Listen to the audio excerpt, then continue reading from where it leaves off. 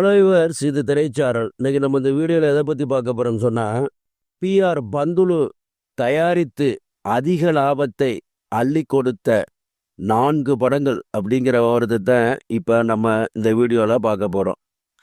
தமிழ் சினிமாவில் பழைய கால இயக்குனர் பிஆர் பந்துலு பல படங்களை தயாரித்துள்ளார். பல படங்களை இயக்கியும் உள்ளார். சில படங்கள் 100 நாட்களுக்கு மேலே ஓடி இருக்கின்றன. இப்பொழுது பிஆர் பந்துலு தயாரித்து அதிக லாபம் கிடைத்த படங்களை பற்றி இந்த வீடியோவில் பார்ப்போம்.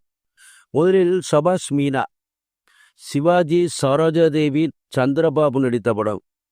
இந்த படம் அந்த காலத்தில் 100 நாட்களை தாண்டி ஓடி நல்ல வசூல் செய்தது. பல இடங்களிலும் நன்றாக ஓடி நல்ல வசூல் பெற்றது. இந்த படம் மூலம் தயாரிப்பாளர் பிஆர் பந்துலுவுக்கு நல்ல லாபம் கிடைத்தது. அடுத்து வீரபாண்டிய கட்டபொம்மன், சிவாஜி கணேசன், ஜெமினி கணேசன், பத்மினி நடித்த படம். இந்த படம் 186 நாட்கள் வரை ஓடி வெள்ளி விழா கண்ட படம். பல இடங்களிலும் நல்ல வசூல் சாதனை படைத்தது. பல இடங்களில் திரும்ப திரும்ப திரையிட்டு நல்ல லாபம் சம்பாதித்து கொடுத்த படம். பட்டி தொட்டி எங்கும் ஓடியதில் நல்ல வசூல் பெற்றது. இந்த படத்தின் மூலம் தயாரிப்பாளர் பிஆர் பந்துலுவுக்கு அதிக லாபம் கிடைத்தது. அடுத்து கர்ணன், சிவாஜி தேவிகா நடித்த படம். இந்த படம் 100 நாட்களுக்கு மேலே ஓடி நல்ல வசூல் பெற்றது.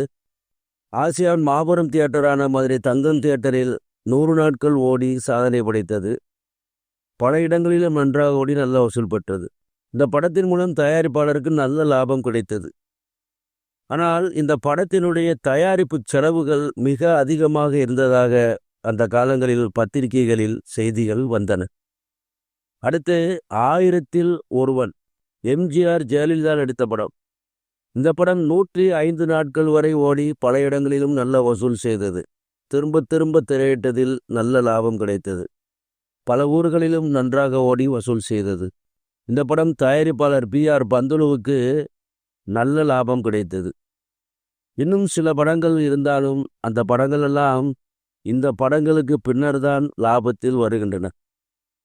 மேலும் பிஆர் பந்துலு தயாரித்த பெரும்பாலான படங்களை அவரே இயக்கியுள்ளார் என்பதும் குறிப்பிடத்தக்கது.